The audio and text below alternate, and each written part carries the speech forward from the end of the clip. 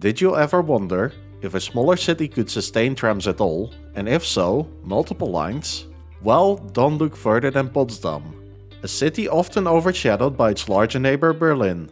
But Potsdam, with less than 200,000 inhabitants, has a good tram network of its own. Let's dive in.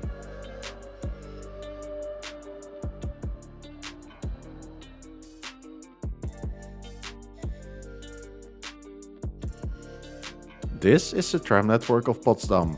It uses a 1435mm standard gauge. The total length of the network is 28.7 kilometers, stretching out to almost every corner of the city. The trams are powered by 750 volts DC overhead wires. In the past, this used to be 600 volts, and the tram system has one depot.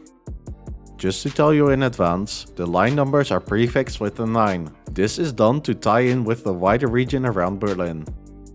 Therefore, we start off with line 91, between Pirscheide Bahnhof and Rehbrücke Bahnhof. Followed by line 92, between Bornstedt Kirchallee and Schlaatz Bisamkies. Line 93 runs between Glienickerbrücke and Rehbrücke Bahnhof. Line 94 runs between Schloss Charlottenhof to Babelsberg Fontanestraße. Line 96 runs between Campus Jungfernsee to Kirchsteigfeld Maria Juchatstraße. And then we arrive to the two amplifier lines, which run between peak hours. The first of these two lines is line 98 between Schloss Charlottenhof and Rehbrücke Bahnhof. And the second one is line 99 between Platz der Einheit and Babelsberg Fontanestraße. On some runs, line 99 also runs to Potsdam Hauptbahnhof.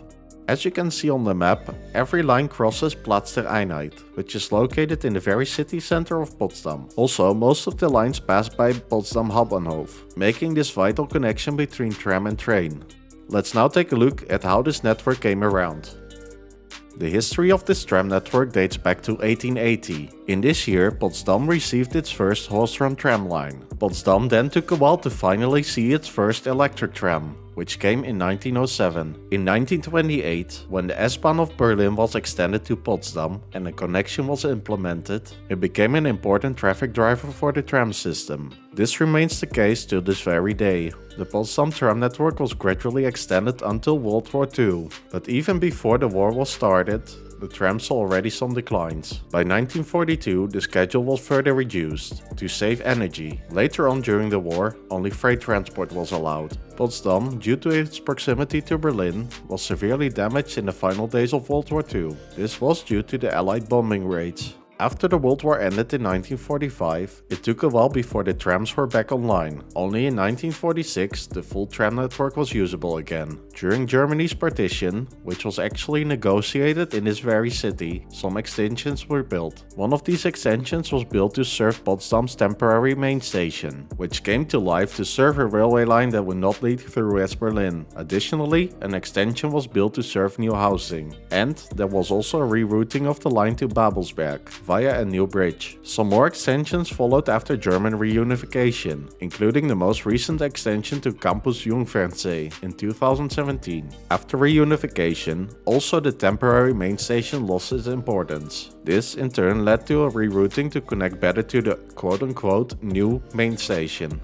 This video about the tram system of Potsdam is part of an already 22 episode long series of videos of transport systems. I would love to show you many more in the future. Therefore, it would be really helpful if you like my video and subscribe to my channel. Let's now take a look at the fleet. The oldest type in the fleet is the Tatra KT4D, which has been modernized to KT4DM. On the day that I was in Potsdam, this type was enjoying its weekend, as they only operate on certain frequencies during working days. The KT4Ds operate in pairs in Potsdam. Potsdam used to have a lot of KT4Ds, but most of them were sold to other cities, like Cluj in Romania and Szeged in Hungary. In 1996, the Siemens Combino entered the fleet of Potsdam. Although active right now, there should have been many more in the city. The public transport company of Potsdam pulled out of the contract after only 16 of the 48 ordered trams were delivered. As a result of weak roof structures, Siemens recalled them to fix this issue, but the public transport company decided to not continue with the contract. Besides all the issues they faced in the beginning, some of the Combinos received an extension, adding 2 cars to the 5-car trams to increase capacity. To further modernize the fleet, the Stadler Variobahn was ordered in 2009. This would also provide more capacity. The initial order of 10 trams was later expanded to 18 trams. The Variobahns consist of 5 cars. So what will the future hold for this tram system?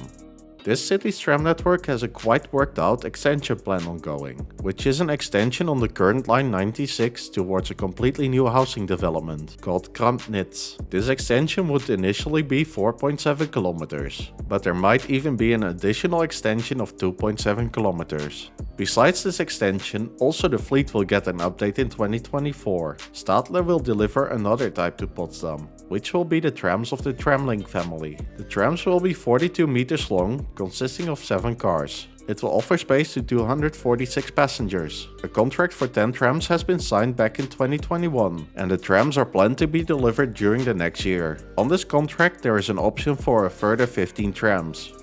In conclusion, when I was in this city, I could not help but wonder why some people think you would need massive population and densities to make a tram system work. I would advise them to look no further than this city, which is really showing how it is done, how they are working on expanding the network even further, and how they neatly made the connection to their central station development. On top of that, the fare integration with the full region around Berlin ensures that one ticket is sufficient for all the trips in the same region. This is truly fantastic and would actually drive ridership. And with that, we have reached the end of this video. I hope you enjoyed this video about the tram network of Potsdam. If you would like to see more of my work in the future, please remember to subscribe to my channel. And as always, thank you very much for watching.